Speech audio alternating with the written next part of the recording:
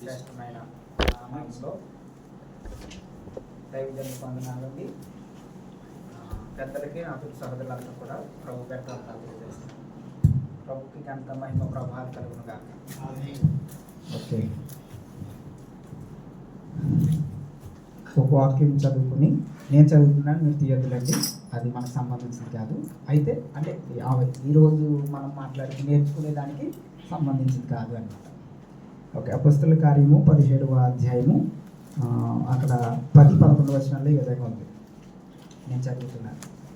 వెంటనే సహోదరులు రాత్రివేళ పౌలును సీలను బెరయాకు పంపించారు. వారు వచ్చి యూదుల సమాజ మందిరములో ప్రవేశించారు.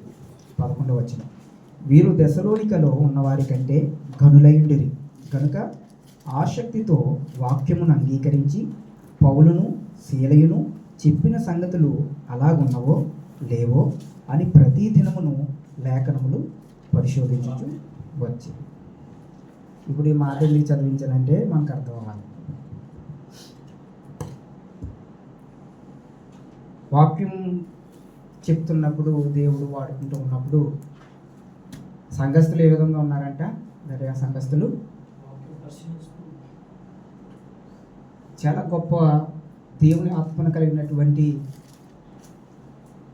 భక్తులు. పౌలు గారు శీలటువంటి వారు చెప్తున్నప్పుడు కూడా వారు చెప్తే ఎవరైనా వ్యతిరేకించడానికి ఒక మాట కూడా దొరకదు. అటువంటి భక్తి కలిగినటువంటి దైవజనులు వారు బోధిస్తున్నప్పుడు కూడా వారు చెప్పేవి వాక్యంలో ఉన్నాయో లేవో, వాక్యంలో ఉన్నది చెప్తున్నారో లేదో అని చెప్పి ఆ సంఘస్థులంట ప్రతిదినము పరిశీలిస్తున్నారట. కాబట్టి నేను ఒకటి చెప్తాను, ఎవరైనా చెప్తున్నప్పుడు మనము వాక్యాన్ని అందులో ఉన్నది ఉన్నట్లుగా మనకు వినపడుతుందా లేదా మనం పరిశీలన చేసుకోవాలి. ఒకవేళ వాక్యంలో లేని మాటలు మనకు వినపడితే మనము జాగ్రత్త పడి మనం ఉంటాం. వాక్యాన్ని ఆధారం చేసుకుని బ్రతుకుతున్నటువంటి మన జీవితాలలో మనకి మూలం వాక్యం, ప్రారంభం వాక్యం, ముగింపు కూడా మనకు వాక్యమే. కాబట్టి ఎవరైనా మనం ప్రశ్న అడిగినప్పుడు దాని గురించి మనకు తెలిస్తే చెప్పాలి, లేకపోతే మౌనంగా ఉండాలి. ఆ విధంగా వాక్యంలో మనం మనుషుల దగ్గర నేర్చుకున్నట్టు కంటే దేవుని దగ్గర నేర్చుకున్నట్టు ఉత్తమం. ఎందుకంటే ఈ రోజుల్లో 4 రకాలుగా నేర్పిస్తూ ఉన్నారు సంఘాన్ని. మరి ఇందులో ఏది సత్యం? మాది సత్యం, మాదే జ్ఞానం అని చెప్పుకునే వాళ్ళు వాక్యానుసారంగా ఉండట్లేదు. కాబట్టి జాగ్రత్తగా గ్రహించుకోవాల్సినటువంటి జ్ఞానాన్ని ప్రభుత్వం మనకు అనుగ్రహించును గాక. వాక్యాన్ని ఉన్నట్లుగా పరిశీలన చేసుకుని బెరయ సంఘస్థులు ఏ విధంగా పౌలు శీలలు అక్కడ ప్రకటిస్తూ ఉన్నప్పుడు, బోధిస్తూ ఉన్నప్పుడు, పరిచయం చేస్తూ ఉన్నప్పుడు వారు ఏ విధముగా వాక్యాన్ని ప్రతిదినము పరిశీలన చేస్తూ వారి వ్యక్తిగత భక్తి జీవితంలో, విశ్వాసంలో ఏ విధంగా పురుకొల్పబడ్డారో ఈరోజు దేవుడు మనకు అనుగ్రహించినటువంటి సంఘం కూడా ఆ విధంగా ఉండాలని ప్రభు పేరు తెలియజేస్తున్నాం. మనం సమయాన్ని ఇంకా వృధా చేయకుండా మనం అసలు వాక్యంలోనికి వెళ్దాం. నేను ఒక ప్రశ్న అడుగుతూ ఉన్నాను.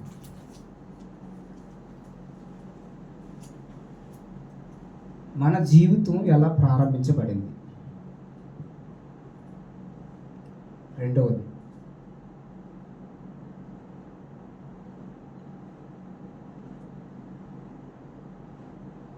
మనము ఉన్నవారమా లేదా పుట్టిన వారమా? మీకు తెలిస్తే చెప్పండి, లేకపోతే నేను చెప్తాను. మన జీవితం ఎలా ప్రారంభించబడింది లేదా ఎక్కడ ప్రారంభించబడింది? ఇంకొకటి, మనం ఉన్నవారమా లేదా పుట్టించబడిన వారమా? నో ప్రాబ్లం, మీకు తెలిస్తే చెప్పండి, తెలియకపోతే ఇబ్బంది.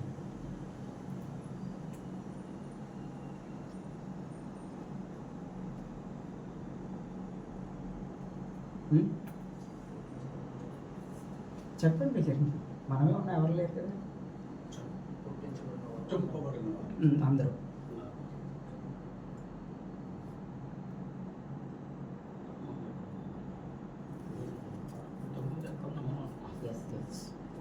అందుకే ఎస్ అదే అన్నాడు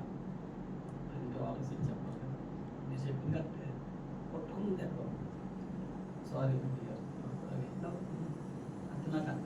ఓకే. ప్రతి ఒక్కరికి అర్థమయ్యేలా ప్రభువు మాట్లాడును గాక. మనం మాట్లాడితే అర్థం అవ్వడం కాదు కదా, వ్యతిరేకం అవుతాం. మనుషులకి ఏమవుతుందంటే వ్యతిరేకత. అదే ప్రభువే మాట్లాడితే ఎస్ సమాధానం పరిపక్వతలోనికి వస్తుంది. ఓకే, నేను అడిగాను, మన జీవితం ఎక్కడ ప్రారంభించబడింది, లేదా ఎలా ప్రారంభించబడింది, లేదా మనం పుట్టిన వారమా లేదా ఉన్నవారమా? ఓకే, బైబిల్ ఏం చెప్తుంది అదే ఇప్పుడు నేర్చుకుందాం. వాక్యం రాసుకోండి, ఇది వాక్యమే, నా మాటలు కాదు, ఎందుకంటే మనకు అవసరం కాబట్టి. ద్వితీయోపదేశ కాండము తీద్దాం. అసలు మన జీవితం ఏంటి, మనం ఎక్కడ ప్రారంభించబడింది, ఇవన్నీ కూడా మనం జాగ్రత్తగా ఆలోచన కలిగి ప్రభు సన్నిధిలో ఈ దినం సత్యాన్ని గుర్తెరుగుదాం, ప్రభువుని ఆరాధిద్దాం. ప్రభు పట్ల సరైన అవగాహన లేనటువంటి జీవితాల వల్ల మన జీవితాలు ఉండకూడదు. జాగ్రత్తగా ప్రభువుని మహిమపడతాం. ద్వితీయోపదేశ కాండము 4వ అధ్యాయము 32వ వచనంలో ఈ విధంగా ఉంది. 4:32. దేవుడు భూమి మీద నరుని సృష్టించిన దినము మొదలుకొని నీకంటే ఎవరికంటే ఎవరికంటే సృజించాడో అతనికంటే ఎవరతను?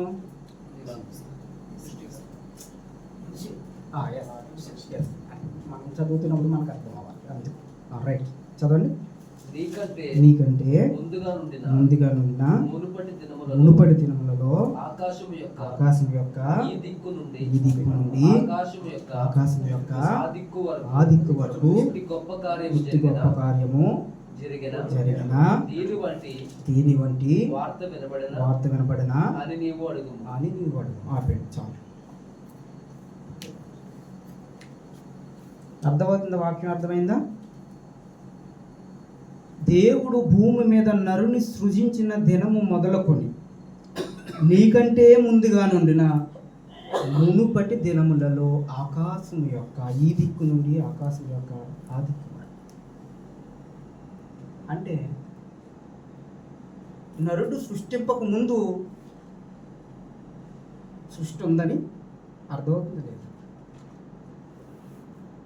ఆయన సృష్టించుకున్నప్పుడు మాత్రమే మనం ఈ లోకంలో నరునిగా ఆయన తయారు చేసుకున్నప్పుడు మాత్రమే మన ప్రారంభం, మన జీవిత గమనం ప్రారంభించబడిందని అర్థమవుతుందా ఈ మాటను బట్టి? లేదా ఇంకా కన్ఫ్యూజన్లో ఉన్నారు? వాక్యాలు రాసుకోండి. మీకు ఏమైనా డౌట్గా ఉంటే ఖాళీ సమయంలో ధ్యానించండి. మీరు చక్కగా దేవుడు అర్థమయ్యే రీతిలో మాట్లాడతారు. ఓకే, ఒకటి ఇక్కడ మనకు స్పష్టంగా అర్థమవుతుంది ఏంటంటే, దీన్ని బట్టి నరుని సృజించిన దినము మొదలుకొని నీకంటే ముందుగా నుండిన. ఓకే, అంటే నీకంటే ముందుగా ఉండంటే లేవనే కదా అర్థం. ఇప్పుడు నేను పుట్టుతాను, నాకు కొన్ని విషయాలు ఎవరైనా చెప్తారు, ఒరే బాబు నువ్వు పుట్టక ముందే నాకు అన్నీ తెలుసు అన్నట్లు పెద్ద కొంచెం మాటలు వస్తూ ఉంటాయి. అంటే అప్పుడు నేను లేననే కదా. ఒరే నువ్వు లేకుండా నేను పుట్టాను రా అంటే అప్పుడు నేను లేననే కదా. Right, okay. నెక్స్ట్ యెషయా గ్రంథం. సమాధానకరంగా వాక్యాన్ని అంగీకరించాలి దేవుని బిడ్డలైనటువంటి వారు. యెషయా గ్రంథం 44వ అధ్యాయం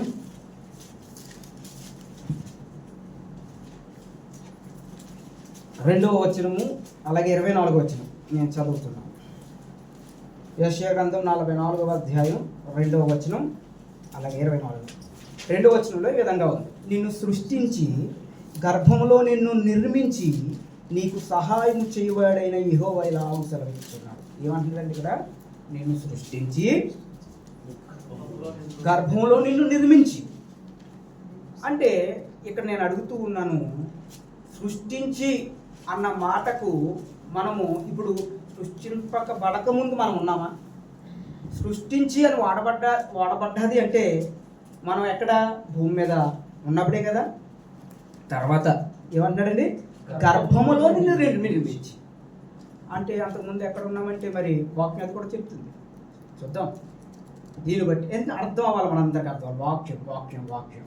ఓకే, నిన్ను సృష్టించి గర్భములో నిన్ను నిర్మించి. దేవుని వాక్యం మన జీవితం ఎలా ప్రారంభించబడింది అన్న దాని గురించి స్పష్టంగా దేవుని వాక్యం సెలవిస్తూ ఉంది. రైట్, ఈ రెండు అయిపోయాక తర్వాత మనలో ఆత్మ ఉంటుంది కదా, అది ఎవరి ఆత్మ? మనలో ఉండే ఆత్మ. ఇప్పుడు మనం దాన్ని తెలుసుకుందాం. మన ఆత్మ గురించి, మన ఆత్మ మనలోనే ఉన్నదని వాక్యం ఎక్కడైనా చెప్పిందా? లేదా అది దేవుని ఆత్మ? ఒకసారి మనం వాక్యమును బట్టి మనం జాగ్రత్తగా తెలుసుకుందాం. రైట్, మనలో దేవుని ఆత్మ. ఓకే రైట్, ఇప్పుడు రాసుకోండి. హెజ్కేలు గ్రంథం. జాగ్రత్తగా, నేను కంగారు పడకుండానే నేను చెప్తున్నాను. హెజ్కేలు గ్రంథం 37వ అధ్యాయం. హెజ్కేలు గ్రంథం 37వ అధ్యాయం 5-6 వచనాలు చదువుతున్నాను, తర్వాత 14వ వచనం చదువుతాను. ఈ రోడ్లో మీరు రాసుకోండి. హెజ్కేలు గ్రంథం 37:5-6 వచనం. ఈ ఎముకలకు ప్రభువైన యెహోవా సెలవిచ్చినదేమనగా, మీరు బ్రతుకున్నట్లు నేను మీలోనికి జీవాత్మను రప్పించుచున్నాను. అంటే ఎముకలలోనికి, అర్థమవుతుందా? ఇక్కడ మరి ఎముకలు లేనప్పుడు ఏంటి పరిస్థితి? ఏమీ లేదా? అర్థమవుతుందా? రైట్, ఆలోచన చేయండి. ఈ ఎముకలకు ప్రభువైన యెహోవా సెలవిచ్చినదేమనగా, మీరు బ్రతుకున్నట్లు నేను మీలోనికి జీవాత్మను రప్పించుచున్నాను. 6వ వచనం. చర్మము కప్పి వేటికి? మీకు నరములనిచ్చి మీ మీద మాంసము పొదిగి చర్మము మీ మీద కప్పెదను. మీలో జీవాత్మ ఉంచగా మీరు బ్రతుకుదురు. అప్పుడు నేను యెహోవానై ఉన్నానని మీరు తెలుసుకుంటారు. చూసారా, మనలను దేవుడు ఎంత చక్కగా నిర్మించుకున్నాడు. ఎంత చక్కటి మాటలు, ప్రతిదీ కూడా వాక్యంలోనే కదా. ఎంత చక్కగా మనకు అర్థమయ్యే రీతిలో, మర్మాలతో ఏం పెట్టలేదు, మనకు అర్థమయ్యే రీతిలోనే కదా. అర్థమైపోతుంది కదా చదువుతుంది చక్కగా. 14వ వచనం కూడా చదువు. నేను యెహోవానై ఉన్నానని మీరు తెలుసుకుందురు. మీరు బ్రతుకున్నట్లు, మరలా అంటున్నాడు చూడండి, మీరు బ్రతుకున్నట్లు నా ఆత్మను మీలో ఉంచి మీ దేశములో మిమ్మును నివసింపజేసేదను. రైట్, మనం బ్రతకాలంటే ఒక ఆత్మ ఉన్నది, ఆత్మ కావాలి. ఎవరిది ఆత్మ? ఆది కాండంలోనే 1:26-27లోనే అర్థమైపోతుంది.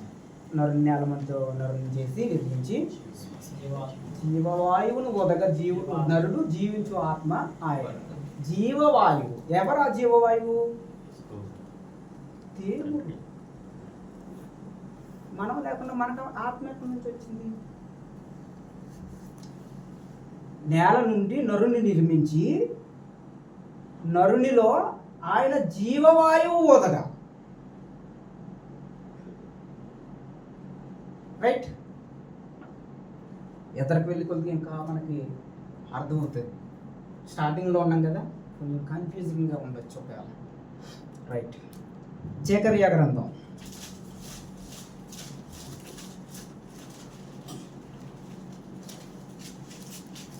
12వ అధ్యాయం మొదటి వచనం. దేవోక్తి దేవోక్తి ఇశ్రాయేలును గూర్చి ఇజ్రాయేలీయులను గూర్చి వచ్చిన యెహోవా యెహోవా వాక్కు ఆకాశ మండలమును ఆకాశ మండలమును విశాలపరచి భూమికి పునాది వేసి మనుషుల అంతరంగములో జీవాత్మను సృజించు యెహోవా సెలవిచ్చును దేవా. నేను అడుగుతున్నాను ఒక ప్రశ్న. ఆకాశ మండలమును విశాలపరిచి భూమికి పునాది వేసి అన్నట్టుగా, మరి భూమికి పునాది లేనప్పుడు ఎలా ఉంది మనకు అర్థమవుతుంది. పునాది వేసినప్పుడు ఎలా ఉంది? చక్కగా భూమి మీద మనం నిలబడగలుగుతాం. రైట్? ఏమంటున్నాడు చూడండి. మనుష్యుల అంతరంగములో జీవాత్మను సృజించు యెహోవా సెలవిచ్చినదేమనగా. నెక్స్ట్ యోబు గ్రంథం 27వ వచనం. నేను ఎక్స్ప్లెనేషన్ ఎక్కువ ఇవ్వట్లేదు, మీకు రిఫరెన్స్లు చూపిస్తున్నాను. చక్కగా మీరు సమయం, ఒకవేళ మీకు సమయం దొరికినప్పుడల్లా మీరు ధ్యానించుకుంటే ప్రభు మీకు అర్థమయ్యే రీతిలో ఇంకా మంచిగా మాట్లాడతాడు. ఓకే, యోబు గ్రంథం 27వ అధ్యాయము 2వ వచనంలో, అలాగే 2వ వచనం చదువుకుందాం. ముందు నా ఊపిరి ఇంకను నాలో పూర్ణముగా ఉండుటను బట్టి ఇది మన దేవుని ఆత్మ నా నాసిక రంధ్రములలో ఉండుటను బట్టి. చాలు చాలు. ఏంటట? నా ఊపిరి ఇంకా నాలో పూర్ణముగా ఉండుటను బట్టి దేవుని ఆత్మ నా నాసిక రంధ్రములలో ఉండుటను బట్టి అని యోబు భక్తుడు మాట్లాడుతున్నాడు. రైట్. 33వ అధ్యాయం 4వ వచనం. యోబు గ్రంథం 33:4. దేవుని ఆత్మ నన్ను సృజించెను, సర్వశక్తుని యొక్క శ్వాసము నాకు జీవం ఇచ్చెను. ఇన్ని వచనాలు చూపించాను కదా. మనకంటూ మన సొంత ఆత్మ ఎక్కడైనా కనపడ్డదా?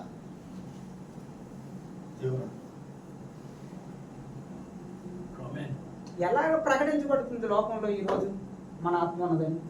మనం పుట్టకముందు ఇన్ని వచనాలు చూపించాను. ఇంక బైబిల్ తిరగండి పోని, ఎక్కడ మన ఆత్మ కనబడుతుంది? మనం పుట్టకముందు దేవుని దగ్గర నుంచి వచ్చామని, లేదా పరలోకం నుంచి మనం వచ్చామని నేను సూటుగా అడుగుతున్నాను. ఈరోజు సెర్చ్ చేయండి, వాక్యం చదవండి. ఎవరో చెప్తే మనము దాన్ని పట్టుకుని అలర్పం కాదు నేను ఇక్కడ మాట్లాడుతున్నాను. ఎవరైనా సరే అదే చెప్తున్నాను. ఒక సంఘంలో నేర్చుకుని దాని ఎలాగుందంటే ఈ పరిస్థితుల్లో ఆ యొక్క వాతావరణానికి అలవాటు పడిపోతున్నారు. బయటకు వచ్చాక దాని నుంచి బయటికి వెళ్ళలేకపోతున్నారు. అక్కడ అలవాటు అయిందే అదే సత్యం అనుకుంటున్నారు. ఇక్కడికి వచ్చాక దాని నుంచి బయటికి రాలేకపోతున్నారు. అంటే వాస్తవాన్ని తెలుసుకునే పరిస్థితులు కూడా జనాల్లో లేవు. ఎక్కడ ఏది నేర్చుకుంటే అదే సత్యం అని అనుకుంటున్నారు. అలా ఉండకూడదు సహోదరులారా. వాక్యాన్ని, సత్యాన్ని మనం గ్రహించాలి. కొన్ని పరిస్థితుల్లో మనకు దేవుడు తెలియడానికి అనేక రీతిలుగా మనకి కొన్ని పరిస్థితులు మనం ఎదుగుతూ ఉంటాం. ఎదుగుతూ ఉన్నప్పుడు దేవుడు అలా అలా మనకు తెలుస్తూ ఉంటాడు. మనం ఎదుగుతున్నప్పుడు ఇంకా విషయాలు నేర్చుకోవాలి. అప్పుడు ఏది చెప్తున్నారో, ఎవరు ఏది చెప్తున్నారో అది వాక్యానుసారంగా ఉందా లేదా ఊహించి చెప్తున్నారా, ఇవి మనం గ్రహించాలి. బెరియా సంఘస్థులు ఎవరంటే చెప్పేది? బెరియా సంఘస్థులకి పౌలు గారు చెప్తున్నారు, భక్తులు చెప్తున్నారు. అక్కడ ఇప్పుడు మనలాంటి వాళ్ళు కాదు, లేదా ఇప్పుడు ఉన్నటువంటి దైవజనులు లాంటి వారు కూడా కాదు. ఎవరల్లో వాళ్ళు చెప్తేనే సంఘస్థులు తిరగేస్తున్నారు వాక్యాన్ని ఎలా ఉన్నదో లేదో.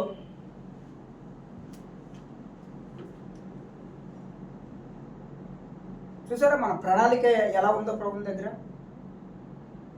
ఇంకా ఎదురుకు వెళ్దాం, అది అయిపోయింది. నెక్స్ట్ మన జీవితం ఇక్కడ ప్రారంభం. అర్థమైందా? మన జీవితం ఇక్కడే ప్రారంభించబడింది, భూమి మీదే ప్రారంభించబడిందని యోబు గారు తెలుసుకున్నారు. చూద్దామా? యోబు గ్రంథం 10వ అధ్యాయం మన జీవితం ఇక్కడే ప్రారంభించబడిందని యోబు గ్రంథం 10వ అధ్యాయము 18-19 వచనాలు నేను చదువుతాను, జాగ్రత్త గ్రహించాలి. గర్భములో నుండి నీవు నన్నెలా వెలికి రప్పించితివి, అప్పుడే ఎవరును నన్ను చూడకుండా నేను ప్రాణం విడిచి ఉండిన ఎడల మేలు, అప్పుడు నేను లేనట్లే ఉండి ఉందును, గర్భములో నుండి సమాధికి కొనుపోబడి ఉందును. ఏం మాట్లాడుతున్నారు ఇక్కడ? యోబు గారు ఏం మాట్లాడుతున్నారు? అర్థం చేసుకోవాలి.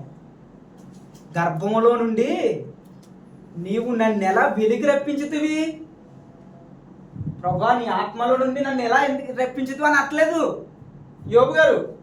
నీ దగ్గర నుంచి నేను ఎలా వచ్చాను ప్రభా అని అనట్లేదు.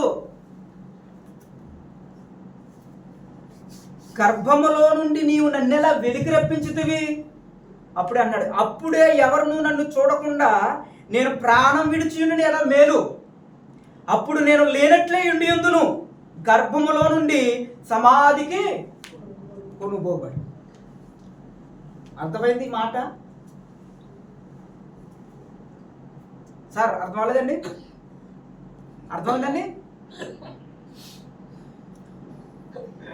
పర్లేదు చెప్పండి. మిమ్మల్ని అర్థమైందండి? ఓకే, ఇంకా వెళ్ళి కొద్దిగా అర్థమవుతుంది, నో ప్రాబ్లం. ఓకేనా? నెక్స్ట్ అది అయిపోయింది కదా. ఇప్పుడు మనం పరలోకం వెళ్తాం, అక్కడి నుంచి రాలే, పరలోకం వెళ్తాం. ఎవరు చెప్తున్నారు చూద్దామైతే మరి, అది కూడా తెలుసుకుందాం. జాగ్రత్తగా రాసుకుంటున్నారు కదా, మనకు అవసరం ఇవన్నీ కూడా ఆత్మీయ జీవితంలో. రైట్, 2 కొరింథీయులకు రాసిన పత్రిక పౌలు గారు చెప్తున్నటువంటి మాట. 2 కొరింథీయులకు రాసిన పత్రిక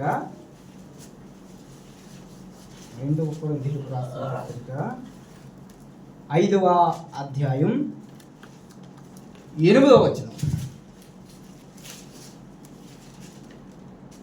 ఇట్లు ధైర్యము కలిగి ఈ దేహమును విడిచిపెట్టి ప్రభువునొద్ద నివసించుటకు ఇష్టపడుచున్నాను.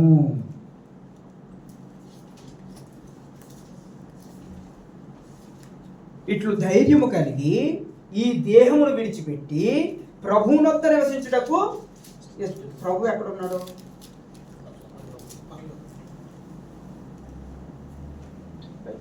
మన జీవితం ఎక్కడ ప్రారంభించబడింది? ఇంకా డౌట్గా ఉందా? రైట్ అయితే రావాలన్నమాట, ఫోర్స్గా. లేదా ఇంకా అనుమానంగా ఉంటే నాట్ క్లియర్ వాక్యాన్ని మీరు చదవాలి. నేను ఎందుకంటే నేను ఎప్పటి నుంచో ఈ మాట గురించి నేను ధ్యానిస్తూ ఉన్నాను. తెలియాలి, సత్యం తెలియాలి మనకి, వాక్యం ఏం చెప్తుంది. కాబట్టి నేను ధ్యానిస్తున్నాను కాబట్టి నేను స్టాండర్డ్గా ఉన్నాను, ధైర్యంగా ఉన్నాను ఈ మాట మీద. నా జీవితం ఇక్కడ ప్రారంభించబడింది అని నేను స్టాండర్డ్గా ఉన్నాను. నాకు పరలోక రాజ్యం ఉంది అని నేను వెళ్తాను. రైట్, నెక్స్ట్ ప్రభు కూడా ఏం చెప్తున్నాడు? సరే, పౌలు గారు ఇలా చెప్పారు కదా, ఈ దేహాన్ని విడిచిపెట్టి నేను ప్రభువుతో కూడా ఉండడానికి ఇష్టపడుతున్నాను అని చెప్పాడు. రైట్, ఇప్పుడు మన దేవుడు యేసు ప్రభు ఏం చెప్తున్నాడో మనం చూద్దాం. యోహాను సువార్త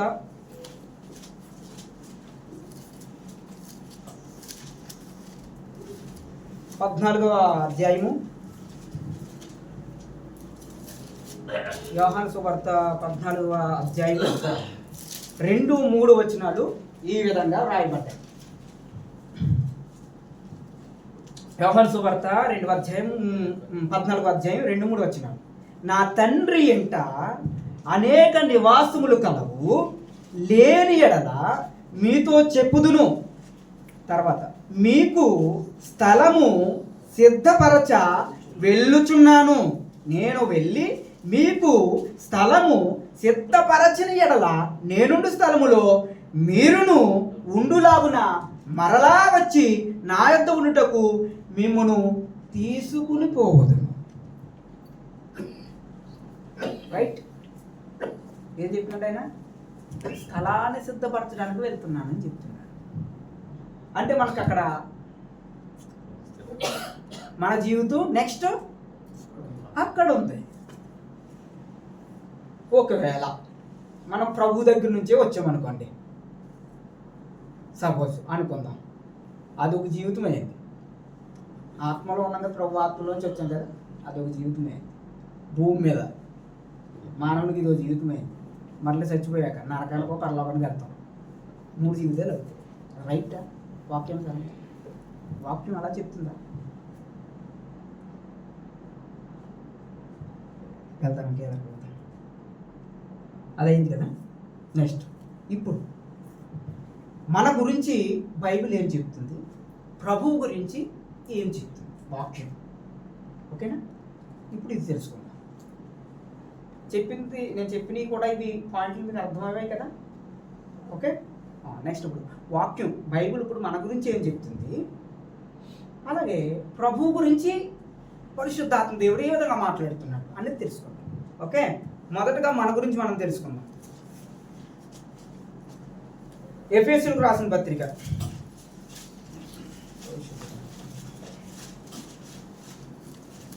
ఎఫెసీయులకు రాసిన పత్రిక 2వ అధ్యాయము 10వ వచనంలో ఈ విధంగా ఉంది. ఎఫెసీయులకు రాసిన పత్రిక 2వ అధ్యాయము 10వ వచనం తీసారా? మరియు వాటి యందు మనము నడుచుకొనవలెనని దేవుడు ముందుగా సిద్ధపరచిన సత్క్రియలు చేయుటకై మనము క్రీస్తు యేసునందు సృష్టింపబడిన వారమై ఆయన చేసిన పని అయి ఉన్నాము. రైట్, నెక్స్ట్ ఇంక వివరించక్కర్లేదు, ఎందుకంటే మాకు అర్థమైపోతుంది, సమయం కూడా లేదు మనకి. యాకోబు పత్రిక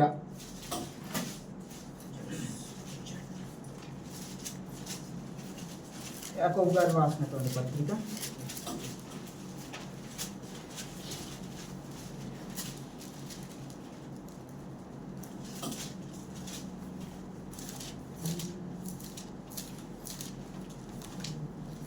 1వ అధ్యాయం 18వ వచనంలో ఈ విధంగా ఉంది. మన గురించి బైబిల్ ఏం చెప్తుందని అన్నమాట. యాకోబు రాసిన పత్రిక 1వ అధ్యాయము 18వ వచనం, ఆయన తాను సృష్టించిన వాటిలో మనము ప్రథమ ఫలముగా ఉండునట్లు సత్యవాక్యము వలన మనలను తన సంకల్ప ప్రకారము కానేను. చెప్పండి, పుట్టిన వారమా ఉన్నవారమా? సహోదరులారా, పుట్టించబడిన వారమా ఉన్నవారమా?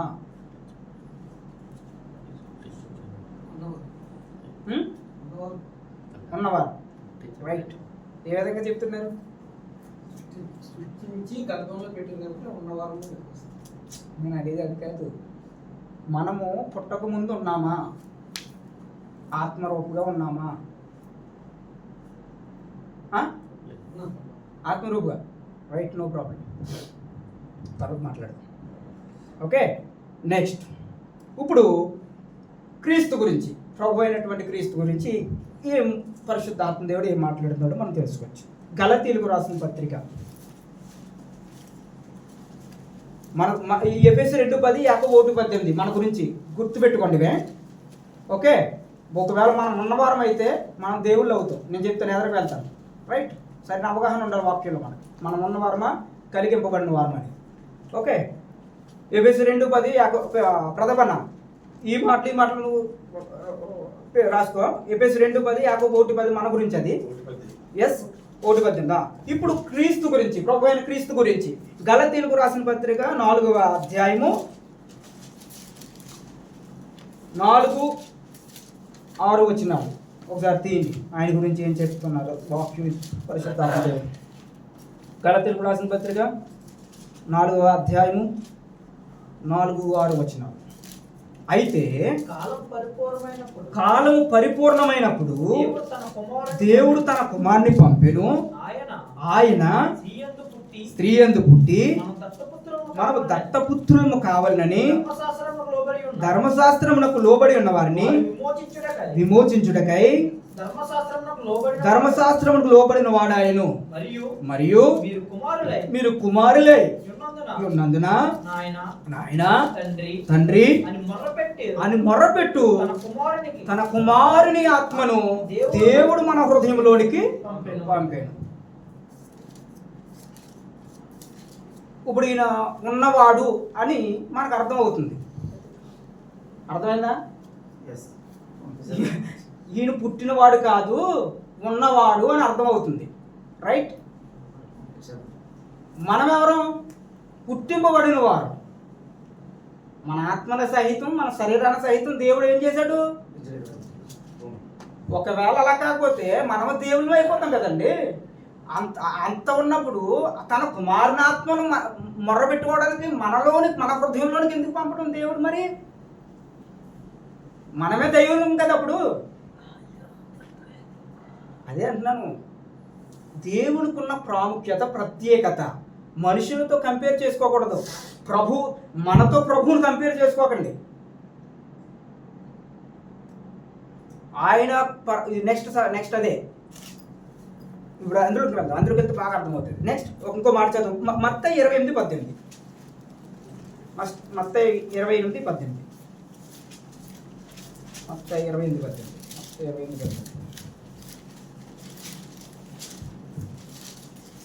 ఓకే. అయితే యేసు వారి యొద్దకు వచ్చి పరలోకమందును భూమి మీదను నాకు సర్వాధికారం ఇవ్వబడి ఉన్నది. చాలు.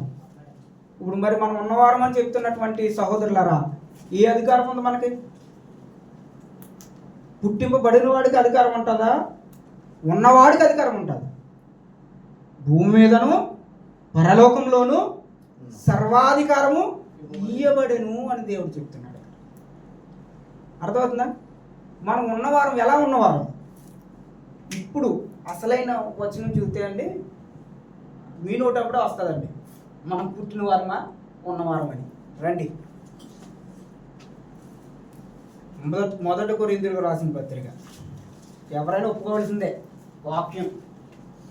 మొదటి కొరింథీయులకు రాసిన పత్రిక 15వ అధ్యాయం 44 నుంచి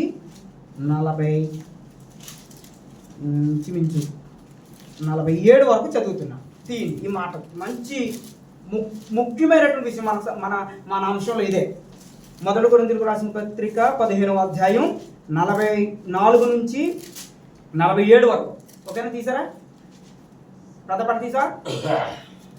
ఓకేనా? నేను చదువుతున్నాను, చూడండి, మీరు కూడా చదవండి. ప్రకృతి సంబంధమైన శరీరముగా వెత్తబడి, ఏంటంట? ఏది వెత్తబడింది ముందు? ప్రకృతి అంటే శరీర సంబంధమైనది. అర్థం చేసుకోండి. ప్రకృతి సంబంధమైన శరీరముగా వెత్తబడి, నెక్స్ట్ ఆత్మ సంబంధ శరీరముగా లేపబడును. రైట్. నెక్స్ట్ ప్రకృతి సంబంధమైన శరీరం ఉన్నది కనుక, ఏంటంట? ప్రకృతి సంబంధమైన శరీరం ఉన్నది కనుక, అంటే ఈ శరీరం అన్నమాట ఉన్నది కనుక, మొదటి దీని గురించి చెప్తున్నాడు వాక్యం, తర్వాత ఆత్మ గురించి మాట్లాడుతుంది. నెక్స్ట్ ఉన్నది కనుక ఆత్మ సంబంధమైన శరీరము కూడా ఉన్నది.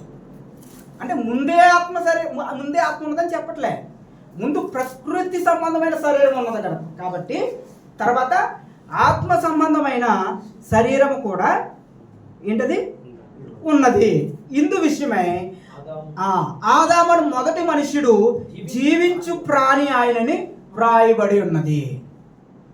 ఇప్పుడు మనం మరి ఉన్నవారం అయితే మనం జీవించు ప్రాణి అవ్వకూడదు కదా. నెక్స్ట్ మాట ఇంకోటి చూడండి. కడపటి ఆదాము జీవింపజేయు ఆత్మ ఆయన. కడపటి అంటే ఆదాము అంటే ఎవరు? ఇప్పుడు మరి ఆయన జీవింపజేయు శక్తి ఎవరికి ఉంది? ఎందుకుంది? ఉన్నవారు కాబట్టి. ఆయన పుట్టినవాడు కాదైన ఉన్నవాడు. మనం ఎవరు? క్లియర్గా వాక్యం చెప్తుంటే ఇంకా మనకి అవగాహన రాకపోతే ఎలా? నెక్స్ట్ తర్వాత ఆత్మ సంబంధమైనది మొదట కలిగినది కాదు. రైట్. ప్రకృతి సంబంధమైనదే మొదట కలిగినది. అర్థమైందండి? ఇది బాగా ధ్యానించండి. ఆత్మ సంబంధమైనది మొదట కలిగినది కాదు, ప్రకృతి సంబంధమైనదే మొదట కలిగినది, తర్వాత ఆత్మ సంబంధమైనది.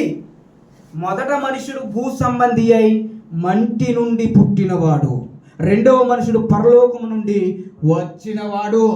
కొట్టండి దేవుడికి స్తోత్రం.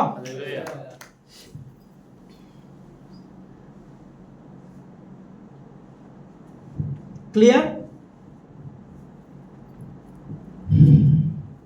లేకపోతే దేవునికి మనకు తేడా ఏంటండి?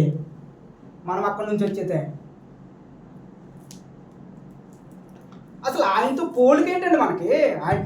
ఆయన స్వరూపాన్ని మనం చేసుకున్నాడు, అలాగని చెప్పి ఆయనకిలా మనం ఉంటామని అయిపోతామని కాదు, మనకు దేవుళ్ళు అయిపోతామని కాదు. తన స్వరూపంలో తనకి ఇష్టం ఆయన చేసుకున్నాడు. అద్భుతమండి. మొదటి మనుషుడు భూ సంబంధి మంటి నుండి పుట్టినవాడు, రెండవ మనుషుడు పరలోకం నుండి వచ్చినవాడు. మన గురించి చెప్పబడిందో పరలోకం నుండి వచ్చామని ఇన్ని వచ్చినా చూపించాను. ఆదాము ఆత్మ పరలోకం నుండి వచ్చిందని చెప్పాడా? లేదా జీవవాయువును ఓదగా జీవించు ఆత్మ అని చెప్పాడా? రైట్. ఇప్పుడు పరలోకం నుండి వచ్చిన వాళ్ళు ఎవరు మనకు తెలియదు కదా. ఇప్పుడు అక్కడికి వెళ్దాం మనం. రైట్, పరలోకం నుండి మనకు అర్థమైందా? మంటి నుండి పుట్టినవారు మన అర్థమైందా? ఆయన పెడితే ఆత్మ మనలోకి వచ్చిందని అర్థమైందా? లేదా మనకేమైనా స్పెషల్గా ఆత్మ ఏమైనా ఉందా? వాక్యాన్ని బట్టి స్పెషల్గా ఆత్మను సృష్టించుకున్నాము మనం. మంటి నుండి ఆయన తయారు చేసుకుని క్లియర్గా చెప్పాడు ఇక్కడ. మొదటి ఆదాం ఏంటండి? మనుషుడు భూ సంబంధి అయి మంటి నుండి పుట్టినవాడు. మనందరం భూ సంబంధమే కదా. తర్వాత మరి ఆయన అయితే మరి రెండవ మనుషుడు పరలోకం నుండి వచ్చింది. అద్భుతం కదా. రండి, ఇప్పుడు పరలోకం నుండి ఎవరు వచ్చారు ఇప్పుడు చూసేసుకుందాం. మనం అక్కడ ఏమైనా మన గురించి ఏమైనా చెప్పబడిందేమో, కొన్ని ఎక్కడ దొరుకుతామేమో మన కనపడతామో చూసుకున్నాం. యోహాను సువార్త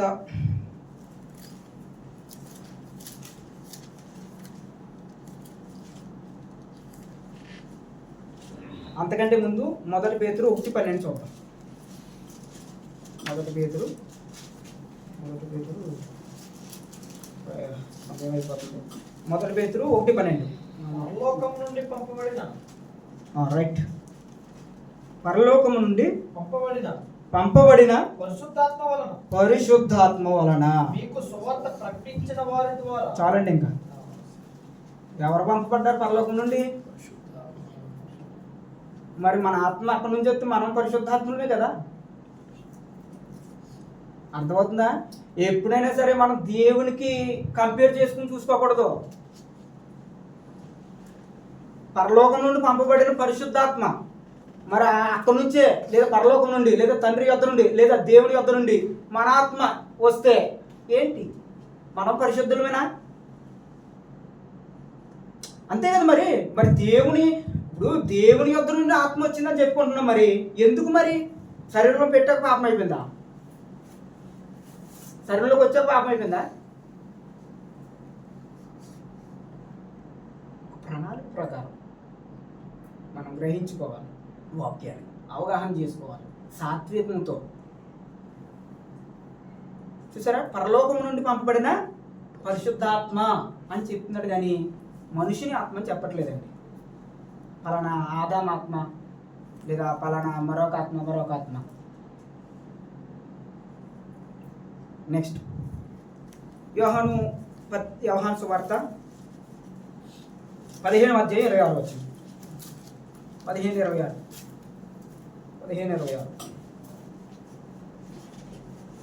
తీసారా? యోహాను సువార్త 15:26 ఈ విధంగా ఉంది. తండ్రి యొద్ద నుండి మీ యొద్దకు నేను పంపబోవు ఆదరణకర్త. ఇందాక అక్కడేమో పరలోకం నుండి పంపబో పరిశుద్ధాత్మను చూసాం. ఇక్కడ ఏం చూస్తున్నాం? తండ్రి యొద్ద నుండి మీ యొద్దకు నేను పంపబోవు ఆదరణకర్త. రైట్. నెక్స్ట్ యోహాను సువార్త 16:28 ఇంకా ఎవరు? 16:28 రైట్. నేను తండ్రి యొద్ద నుండి బయలుదేరి లోకమునకు వచ్చి ఉన్నాను, మరియు లోకమును విడిచి తండ్రి యొద్దకు వెళ్ళుచున్నానని వారితో చెప్పాను. ఆయన ఎక్కడి నుంచి వచ్చాడు? బైబిల్ చెప్తుందా? మరి మనం ఎక్కడి నుంచి వచ్చాం? చెప్పింది కదా, సృష్టించబడిన వారు అని. మనం ఆయన సృష్టింపబడినవాడా? అది ఉన్నవాడు మాట ఎవరికి చెల్లుతుంది? దేవుడికి చెల్లుతుంది, మనకు కాదు. ఆయన వచ్చాడు, మరణించాడు, తిరిగి లేచాడు కాబట్టి ఉన్నవాడు. మనం చచ్చిపోతే లేగుతాం శరీరంగా, మళ్ళీ మనం లేస్తాం లేవగలుగుతాం. ఆ దమ్ము ఉందా మనకి? ఆ ప్రత్యేకత ఉందా? దేవుడు మనకి ఇచ్చాడా? అదే దేవునికి మనకి వ్యత్యాసం, అదే గ్రహించాలి. మనము దేవుడితో కంపేర్ చేసేసుకుని ఆయన పరలోకం నుండి వచ్చాడు కదా, మనం కూడా అలాగే వచ్చాం. అస్సలు అది అజ్ఞానం అంటాం. ఆయన ప్రత్యేకత చూడండి. నిజంగా మన గురించి ఇందాక చెప్పబడినటువంటి ఎఫెసీయులకు రాసిన పత్రిక, అందులో మన గురించి ఏ విధంగా చెప్పబడింది, మనం ఎటువంటి వారము, తర్వాత గలతీ మత్తయిలో కూడా ఆయన ఎటువంటి వాడు, ఆయనకి మనకు వ్యత్యాసం. సరే, యోహాను సువార్త 3వ అధ్యాయం 13వ వచనం. ఇంకా రెండు మూడు నిమిషాలు రెఫరెన్స్లు అయిపోయింది. యోహాను సువార్త 3:13. యోహాను సువార్త 3:13. మరియు పరలోకము నుండి దిగి వచ్చిన వాడే అనగా పరలోకములో ఉండు మనుషు కుమారుడే తప్ప పరలోకమునకు ఎక్కుపోయిన వాడెవడునో.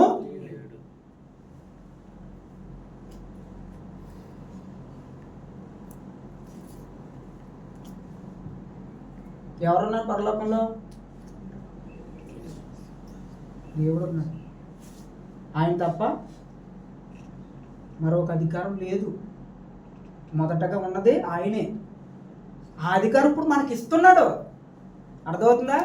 ఆ అధికారం ఇప్పుడు మనకి ఇస్తున్నాడు, ఆయనతో ఉండడానికి, ఆయనతో నివాసం చేయడానికి, ఆయనతో బ్రతకడానికి. అంతేగాని ముందే లేదండి. గ్రహించాలి.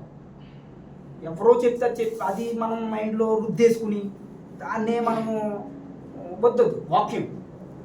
వాక్యమే కాదు. నేనే ఉన్నాను, మరొక పాస్టర్ గారు చెప్తే సేమ్ ఇలాగే ఆలోచించుకుని చెప్పేస్తున్నాడండి.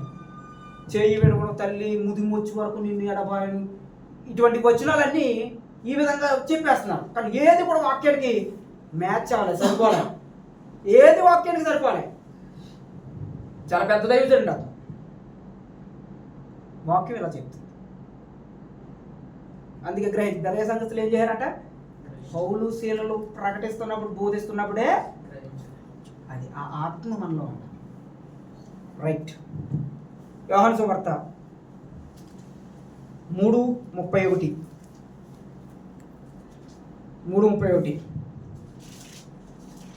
పైనుండి వచ్చేవాడు అందరికీ పైనున్నవాడు, భూమి నుండి వచ్చేవాడు భూ సంబంధి అయి భూ సంబంధమైన సంగతులను గురించి మాట్లాడును. పరలోకం నుండి వచ్చేవాడు అందరికీ పైగా నుండి తాను కన్న వాటిని గురించి విన్న వాటిని గురించి సాక్ష్యం ఇచ్చును. చెప్పండి, ఇప్పుడు మనం పైనుండి వచ్చామా? ఎవరి గురించి చెప్పబడుతుంది? పైనుండి వచ్చారు. ఎవరు వచ్చారు పైనుండి?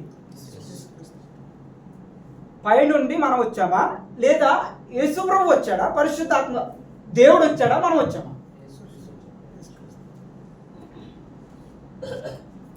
ఏంటంటే క్లియర్ ఇక్కడ మనకి ఏ మాత్రం ఇబ్బంది లేకుండా పైనుండి వచ్చేవాడు అందరికీ పైన ఉన్నవాడు. రైట్. ఇప్పుడు మనమే దేవుళ్ళు ఉన్నాం అనుకో, ఆయన పైన ఉన్నట్లు కాదు, ఆయనలో ఉన్నట్టు మనం అక్కడ. అర్థమవుతుందా? జాగ్రత్త గ్రహించాలి. మనమే ఆయనలో ఉంటే ఆయన పైన ఉన్నట్టు కాదు, ఆయనలో ఉన్నట్టు. కానీ ఇక్కడ వాక్యం ఏం చెప్తున్నాను? పైనుండి వచ్చేవాడు అందరికీ పైన, అంటే మనకి ఆయనకి ఇంకా తేడా లేదని ఆ విషయంలో చెప్తున్నాను నేను. ఒకవేళ మనమే కనుక మొదట్లో దేవుళ్ళో ఉంటే మన ఆత్మలో ఆయన ప్రణాళికలో ఉన్నామని చెప్తాను నేను. అర్థమైందా? ఆయన ప్రణాళికలో ఉన్నాం మనం. ఆయన ప్రణాళిక ప్రకారం జగత్తు పునాది వేయబడకమునిపే ఆయన క్రీస్తులో మనల్ని ఏర్పాటు చేసుకున్నాడు. అనగా అక్కడే పరలోకంలోనే ఆయన ప్రణాళిక. అందుకే కదా మొదటిగా మన గురించి సృష్టిని తయారు చేశాడు దేవుడు. ఆయన ప్రణాళికలో ఉన్నాం కాబట్టి ఇలా చెయ్యాలి అని. అద్భుతమైనటువంటి దేవుని మాట. అంతేగాని మొదటగా మనం ఉన్నవారు మనం అనుకున్నామంటే మనం దేవుళ్ళు అయిపోతామండి. అసలు మానవుడికి దేవునికి వ్యత్యాసం ఎంత చూస్తున్నాం కదా. మనం ఉన్నవారం ఏంటండి? కలిగించబడిన వారం మనం. కలిగించబడని వాడు దేవుడు. కలిగించబడిన వారం దేవుడు మనం అసలు ఎలాగ మీరు వాక్యాన్ని అవగాహన చేసుకుంటున్నారని నేను అడుగుతాను. ఇంత క్లియర్గా వచ్చిన ఉన్నప్పుడు వాక్యాన్ని ఏ విధంగా హృదయంలోనికి మీరు ఆహ్వానించే విధానం ఎలా ఉంటుంది? ఓకే, లాస్ట్ వచనం ముగించేసుకొచ్చే సమయం కూడా అయిపోయింది. యోహాను సువార్త 9:33. యోహాను సువార్త 9:33.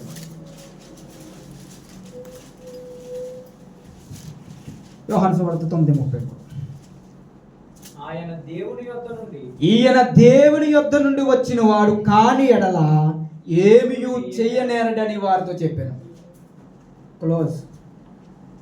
పుట్టుగుడ్డు కూడా చెప్తున్నాడు పరిశీలనతోటి, ఒకవేళ ఈయన దేవుని యొద్ద నుండి రాకపోతే ఏమి చేయలేడని. అర్థమవుతుందా?